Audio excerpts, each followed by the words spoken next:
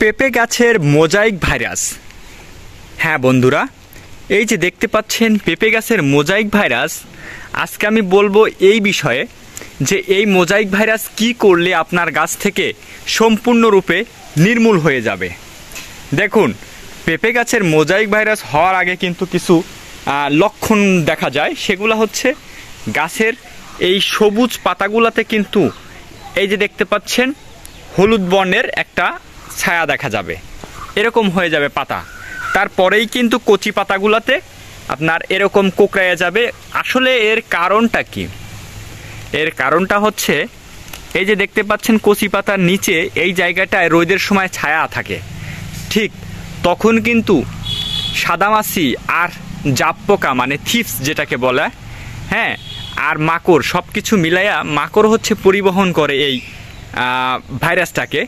তো তখন কি করে, এইখানে আশ্রয় করে, এইখান থেকে রস চুষে খায় এবং পাতাগুলো নিচের দিকে কুঁকড়ায়া যায়।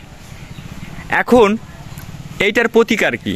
এইটার প্রতিকার হচ্ছে আবামেকটিন গ্রুপের যে পোকার দমনের ওষুধ, এবং আপনি সেই সাথে ক্লোরোফিনাপাইর গ্রুপের কীটনাশক যেটা, প্লাস অবশ্যই ছত্রাকনাশক দিতে হবে।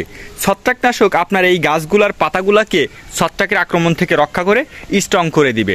তখন কিন্তু আপনার গাছের আর কোনো এই ধরনের সমস্যা থাকবে না। তখন 1 সপ্তাহ 2 সপ্তাহের মধ্যেই আপনার গাছটাকে কিন্তু একদম সবুজ, পাতাগুলো সুন্দর আর মোজাইক ভাইরাসের আক্রমণ মুক্ত হয়ে যাবে।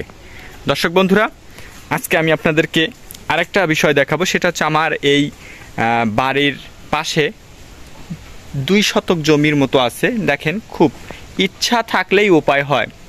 এই 2 শতক জমির ভিতরে